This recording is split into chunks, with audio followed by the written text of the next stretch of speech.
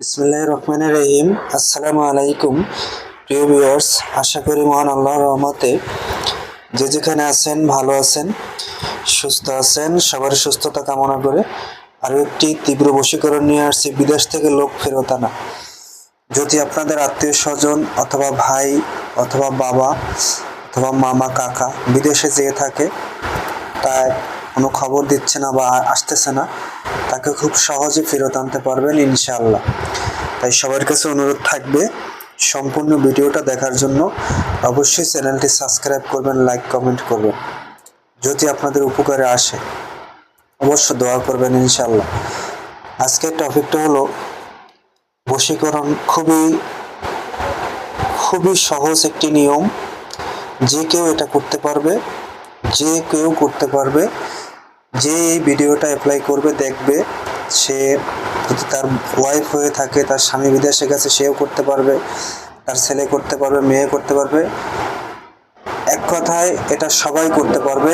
এটাই কোনো বাধাবিঘ্ন নাই, কোনো ধরনের কোনো জটিলতা নাই, কোনো নিয়ম নাই। সহজ নিয়মে করবে, এটা সহজ নিয়মে করতে পারবে। নিয়মটা ভালো করে দয়া করে শুনবেন, তারপরে অবশ্যই ভিডিওর মন্ত্রটা নেবেন, কাজ ইনশাল্লাহ হয়ে যাবে। নিঃসন্দেহে করবেন। ভক্তিতে কিন্তু সবকিছু, ভক্তি সহকারে করবেন। ভক্তিতে কিন্তু সবকিছু মেলা যায়। ভক্তিতে কিন্তু পৃথিবীর রত্ন মেলে, ভক্তিতেই সবকিছু হয়। ভক্তি করে যদি করেন ইনশাল্লাহ এই বশীকরণ, এই মন্ত্রের মাধ্যমে আপনার কাজটি হয়ে যাবে ইনশাল্লাহ। শনিবার অথবা মঙ্গলবার নিয়মটা শুনেন ভালো করে। শনিবার অথবা মঙ্গলবার এই কাজ করতে হবে। ভোর 5টা থেকে 9টার ভিতরে এবং বিকাল 4টা থেকে রাত্র 9টার ভিতরে। একটি তুলসী পাতা, প্রথমে তুলসী গাছটার গোড়ায় একটু জল দিবেন। জল দিয়ে সে একটা তুলসী পাতা নেবেন, একটি তুলসী পাতা সংগ্রহ করবেন।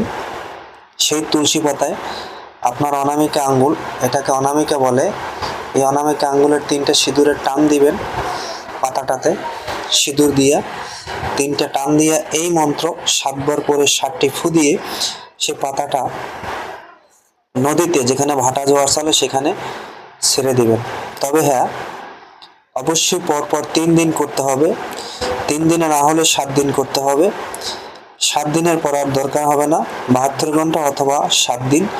এটা খুব মারাত্মক।